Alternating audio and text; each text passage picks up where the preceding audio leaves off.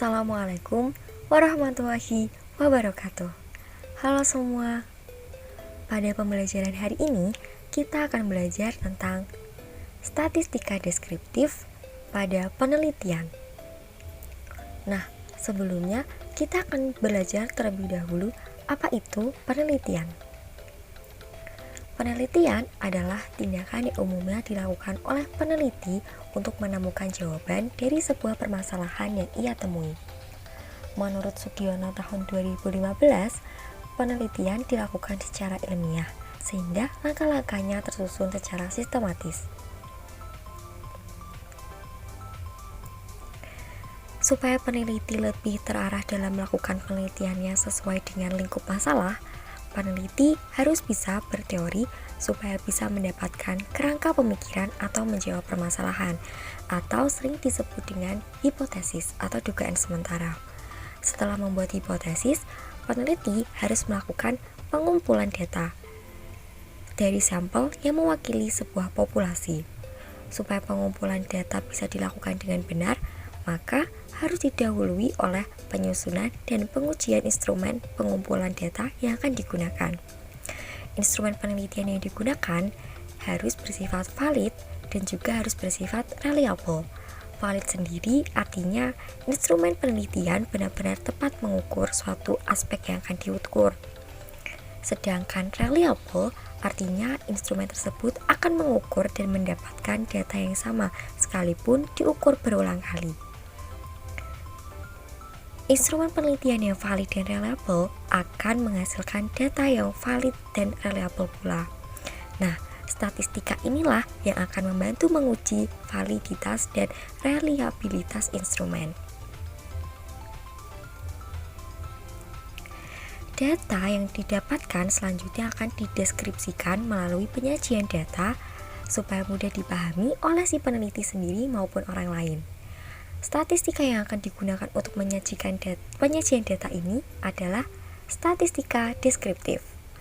Setelah itu, data dianalisis untuk menjawab rumusan masalah dan menguji hipotesis. Setelah dianalisis, peneliti melakukan pembahasan hasil analisis penelitian dengan menggunakan berbagai sumber referensi yang ada supaya lebih mudah diyakini oleh semua orang. Setelah itu, diambil kesimpulan dari penelitian yang merupakan jawaban dari masalah yang telah diteliti dan saran-saran dari hasil penelitiannya.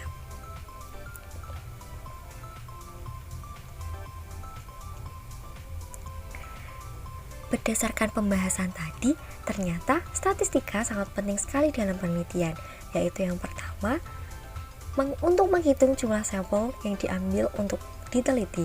Yang kedua, untuk menguji validitas dan reliabilitas instrumen. Yang ketiga, alat untuk menganalisis data yang sudah diambil. Dan yang keempat, untuk menyajikan data hasil dari penelitian. Nah, sekarang kita akan bahas lebih rinci lagi mengenai statistika deskriptif. Statistika deskriptif adalah statistika yang digunakan untuk menggambarkan atau menganalisis data hasil penelitian, tetapi tidak mengambil kesimpulan yang lebih luas terhadap ciri-ciri populasi. Jadi, statistika ini berfungsi untuk memberikan gambaran pada orang lain terhadap objek atau sampel yang telah diteliti dan menyajikan data secara komunikatif. Statistika deskriptif ini memiliki macam-macam, di antaranya yang pertama, ada penyajian data. Setiap peneliti harus dapat menyajikan data yang sudah diperoleh baik melalui observasi, kuesioner, wawancara, maupun dokumentasi yang sudah dilakukan. Penyajian data dari hasil penelitian dapat disajikan atau ditampilkan dalam berbagai macam bentuk, di antaranya yang pertama dalam bentuk tabel. Yang kedua bisa dalam bentuk tabel distribusi frekuensi, dan yang ketiga bisa dalam bentuk diagram. Yang kedua ada ukuran pemusatan data. Istilah pengukuran gejala pusat biasanya dilakukan untuk menggambarkan nilai atau ukuran yang mendekati titik konsentrasi seperangkat data hasil dari pengukuran. Ukuran gejala pusat seringkali digunakan untuk menunjukkan gambaran umum suatu fenomena. Ukuran pemusatan data berupa nilai tunggal yang dapat mewakili suatu kumpulan data. Nah, berikut adalah macam-macam ukuran gejala pusat. Yang pertama, ada modus. Modus adalah data atau nilai yang sering muncul atau memiliki frekuensi terbanyak. Modus itu ada dua macam. Yang pertama, data tunggal. Contohnya sebagai berikut. Ditampilkan ada data angka 1, 4, 4, 6, 7, 8, dan 9. Modus adalah nilai yang sering muncul. Di antara data tersebut, nilai yang sering muncul adalah nilai 4 yang muncul sebanyak 2 kali, sedangkan nilai yang lain hanya muncul sebanyak 1 kali. Jadi modusnya adalah 4. Selanjutnya ada data kelompok. Dengan rumus MO sama dengan TB tepi bawah ditambah D1 per D1 plus D2 dikali I. Contohnya sebagai berikut.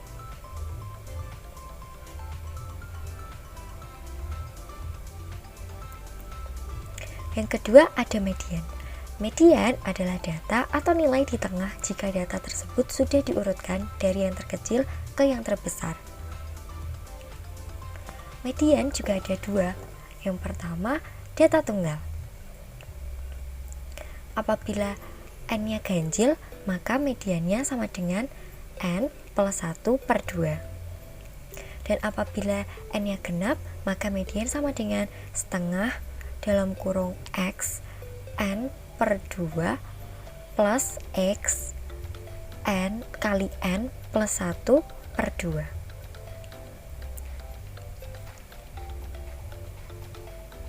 Yang kedua ada data bergolong atau kelompok. Dengan rumus median sama dengan TB plus setengah N dikurangi frekuensi kumulatif sebelum per frekuensi kelas median dikali interval kelas. Contohnya sebagai berikut.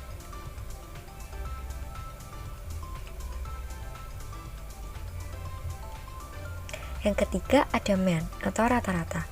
Mean adalah total dari seluruh data yang telah diperoleh dari jumlah seluruh nilai data dibagi dengan jumlah frekuensi yang ada.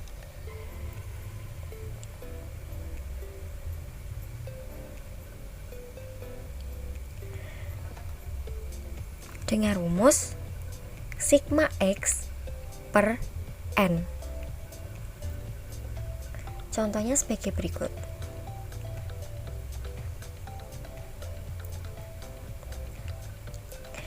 Yang ketiga, ada ukuran letak data. Ukuran letak data adalah ukuran untuk melihat letak sebuah data dari suatu kumpulan data yang ada. Macam-macamnya yang pertama ada kuartil. Kuartil merupakan ukuran letak data yang membagi 4 bagian yang sama besar dari suatu kumpulan data, sehingga terdapat 3 bagian kuartil, yaitu kuartil 1, kuartil 2, dan kuartil 3. Kuartil juga ada dua macam. Yang pertama, kuartil data tunggal. Kuartil bawah itu sering disebut dengan Q1, kuartil tengah disebut dengan Q2, dan yang kuartil akhir disebut dengan Q3.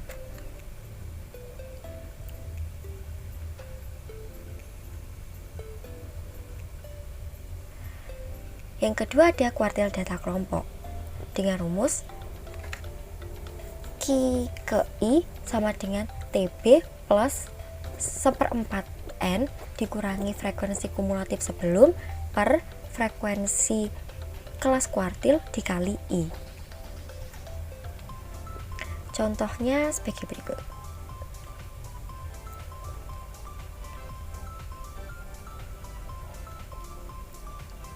Yang kedua ada desil.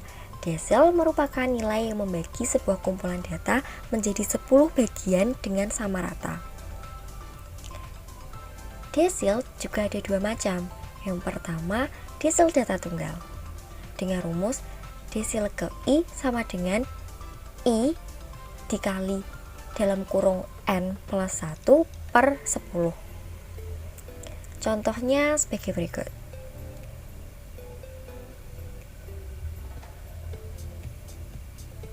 Yang kedua, ada desil data kelompok dengan rumus D ke I sama dengan TB plus dalam kurung I per 10 ditambah N dikurangi frekuensi kumulatif per FI dikali panjang kelas. Contohnya sebagai berikut.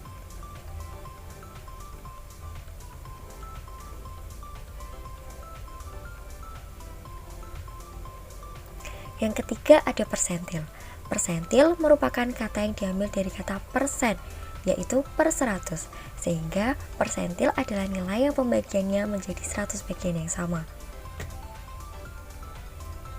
Persentil juga ada dua macam, yaitu persentil data tunggal dan persentil kelompok. Yang pertama persentil data tunggal dengan rumus P ke I sama dengan I dalam kurung N plus 1 per 100. Contohnya sebagai berikut.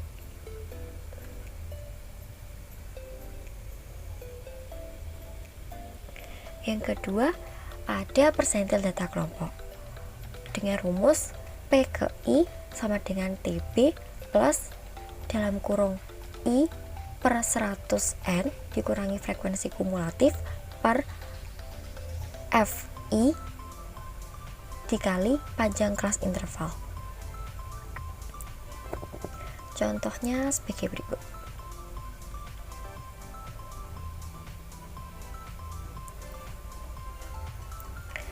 Dan yang keempat, ada ukuran penyebaran data. Ukuran penyebaran data merupakan ukuran yang menunjukkan seberapa jauh suatu data menyebar dari rata-ratanya.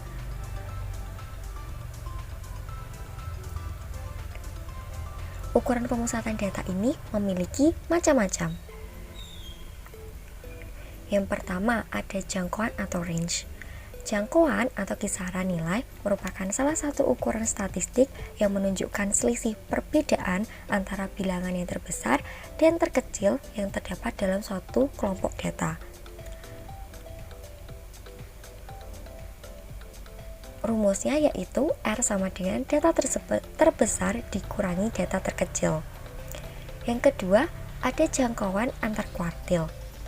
Jangkauan antar kuartil adalah selisih antara kuartil ketiga dan kuartil pertama pada data tersebut. Jadi rumusnya adalah JAK sama dengan Q3 dikurangi Q1.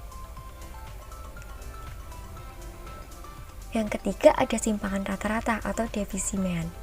Simpangan rata-rata adalah suatu jarak antara nilai-nilai data menuju rata-ratanya. Rumusnya SR sama dengan sigma nilai mutlak XI dikurangi X bar per N. Contohnya sebagai berikut.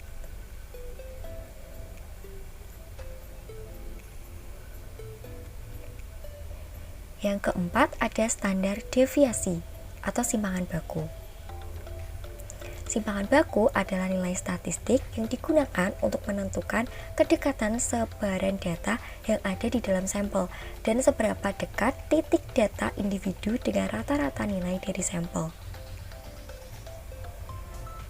Dengan rumus SD sama dengan akar sigma dalam kurung XI dikurangi X bar tutup kurung pangkat 2 per N kurangi 1.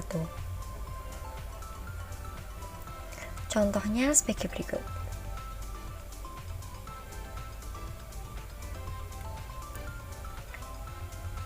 Dan yang kelima ada variansi. Variansi merupakan jumlah kuadrat dari standar deviasi. Langkah-langkah dalam mencari deviasi kelompok data adalah sebagai berikut. Yang pertama, hitunglah rata-rata. Yang kedua, tentukan perbedaan setiap skor dengan rata-rata. Dan yang ketiga, kuadratkan beda itu, yaitu dihitung. Yang keempat, bagilah jumlah kuadrat beta tadi dengan N. Dengan rumus V sama dengan SD kuadrat sama dengan sigma dalam kurung buka kurung XI dikurangi X bar tutup kurung pangkat 2 per N kurangi 1. Contohnya sebagai berikut.